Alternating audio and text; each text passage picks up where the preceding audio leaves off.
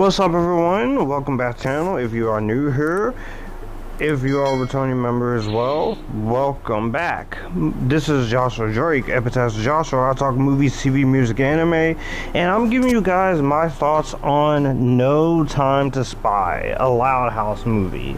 This is the latest entry into the Loud House franchise. It is based on the TV series of the Loud House, directed by series veteran Kyle Marshall, and stars the show's regular voice cast as well as some new people added into it. So this is kind of a take on James Bond and such. Also, this is the third animated film in the Loud House animated franchise, following the Cazares movie and the Loud House, and the fifth overall, counting a Loud House Christmas and the really haunted Loud House. Simple premise is that we follow the Loud House family as they go to a tropical wedding celebration, and they get entangled into a super spy plot, and they are ecstatic to welcome the new Gran-Gran, Myrtle, into the family. But the festivities cut short when they find out that she is an agent, and a nemesis from her past appears on the island and starts wreaking trouble, as you should say. That's basically what we're dealing with here. So again, this is basically their take on the Loud House if you have 007 vibes to it. So here, that's what we're dealing with here. When it comes to the Loud House franchise overall, to start out enjoying this is first, I thought it was just okay-ish, but then I started watching episodes of the animated cartoon a couple years ago, and I instantly started really enjoying the characters and such. Overall, I am a fan of this franchise when no one else likes it, because there's a lot of Nickelodeon fans who don't like it, or just it got stale. The original show, I haven't watched the animated episodes in quite a while, but I do really enjoy the cartoon.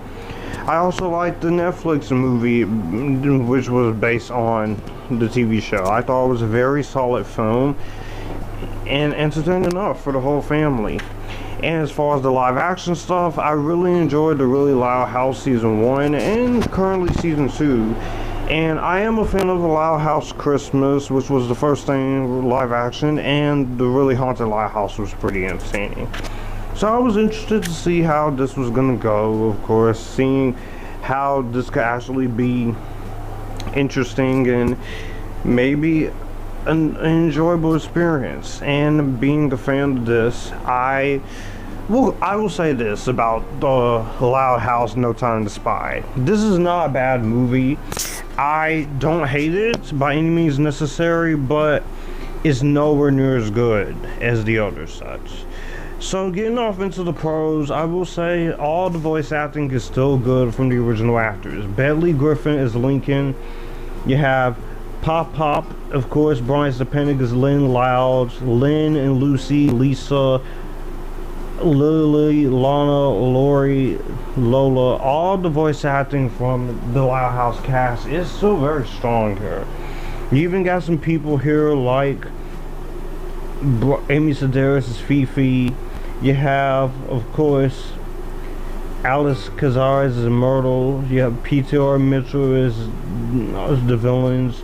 You also have Dan Fogler, Christina Pucelli, Carrie Payton, and such. So the voice acting here is fine. I do like the voice acting here. It's still animated very well. I do like the animation overall. I do think that's one of the things I really do enjoy about it here. It is a mix of 007, Who's the Spy Who Loved Me, and No Time to Die, but I did enjoy overall what it was trying to go for, and I appreciate the fact that it wanted to go for something a little bit more different, so I give it credit for doing that. And also, I will say it looks like a film. It is competent, despite this is a streaming film.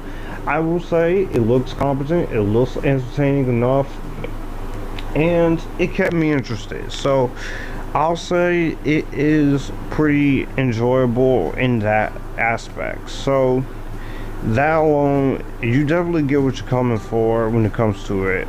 But I really did enjoy the animation side of things. There is some decent action, and some of the comedy in here make me laugh. I did laugh a couple of times watching this, and they made sure that to know when it still has the jokes, and it's still very much entertaining enough.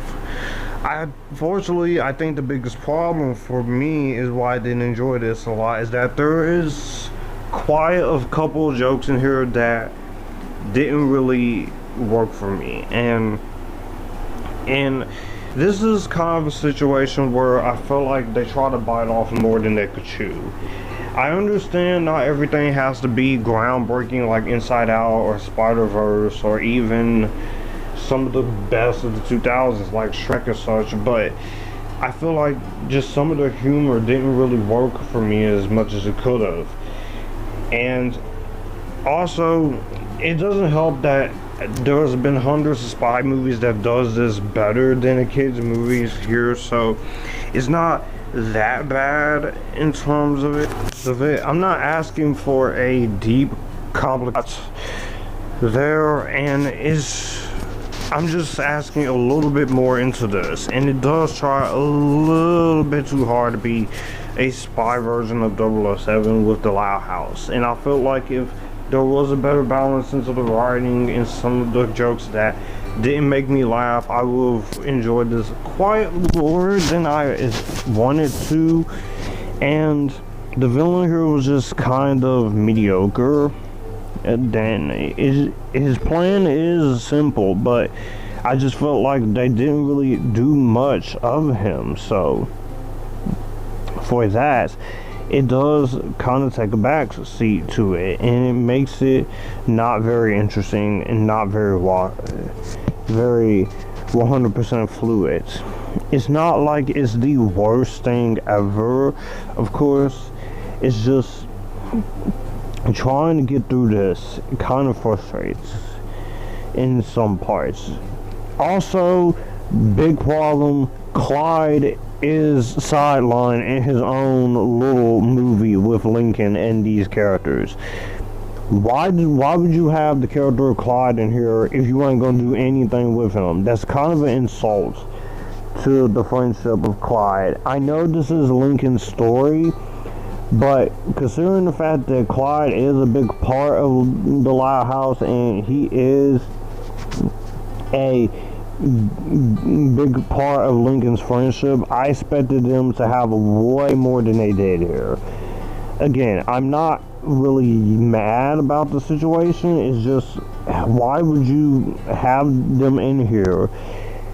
Why would you have Lincoln in here and Clyde in here and not use him? I felt like that was just a way of just kind of taking the easy way out rather than giving him something to actually do. So therefore you kind of lose points on that.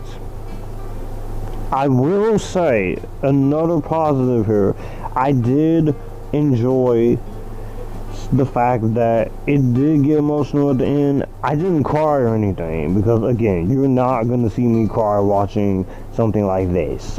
You're really not. It's just not gonna happen. But I did like the fact that it got a little sentimental there, and it's just fine. Overall, the Loud House No Time to Spy, it's fine. It's perfectly harmless for kids and such. If you want to watch this as its own merit, go ahead and watch it. I'm not saying don't watch it. You can definitely watch it. It's just a time waster. But unfortunately, there is not much more than that when we compare it to the TV show or the previous Loud House movies. Of course, it's just perfectly fine, but not much more than that. So, if it's on Paramount Plus and such, so you can definitely watch it. But if you are someone who is a Loud House fan like me and expects a little better from this, so you could definitely go watch one of the other Loud House movies. This wasn't terrible. I just thought this was perfectly watchable. So It's not something you have to rush and watch right away. It's just perfectly okay at best. Well, that's gonna do it for the video that you just watched. If you want to see more, my channel icon is up here. If you want to see more content from me, all my social medias are right here in this end card. I will also leave a playlist and a video here for you to see what the channel is about. As always, acknowledge me, stay epictastic, join the Epictasticness, and you guys keep it cool.